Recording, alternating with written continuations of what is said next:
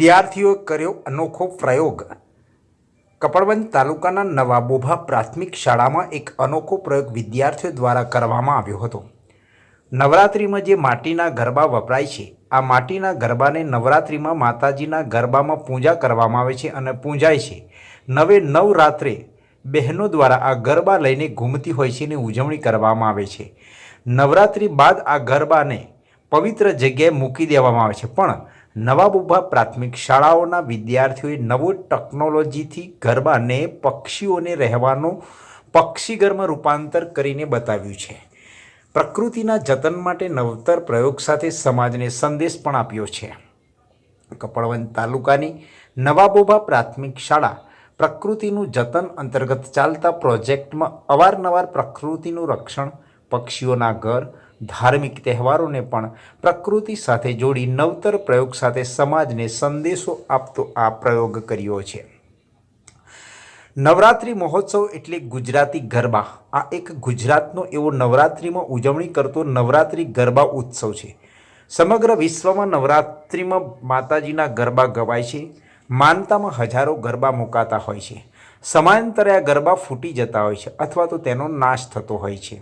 અહીં નવાબોભા પ્રાથમિક શાળામાં આ ગરબાનો ઉપયોગ પક્ષી ઘર તરીકે કરીને પક્ષીઓના ઘર સાથે પુણ્ય કમાવાનો પણ એક લાહવો છે। સામાન્ય રીતે ચોમાસામાં પક્ષીઓને વૃક્ષ ઉપર માળો બાંધી પવન, વરસાદ, વાવાઝોડામાં રહેવાની ખૂબ જ તકલીફ પડતી હોય છે।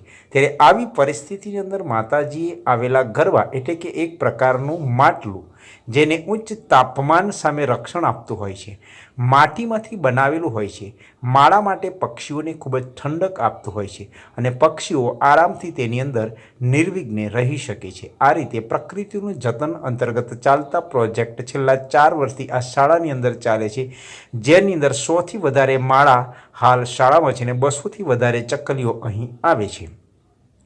દરેક ગામમાં માતાજીનું મંદિર હોય છે અને હાલમાં જ ગયેલી નવરાત્રિમાં ગરબા પણ આવેલ હશે, તો ગામે ગામ આ પ્રયત્ન કરવામાં આવે અને પોતાના ઘર આગળ વૃક્ષ ઉપર એક ગરબો બાંધી પક્ષીઓને રહેવાની સગવડ કરવામાં આવે તો પક્ષીઓ માટે ખૂબ જ મોટું કામ થઈ જાય તેમ છે।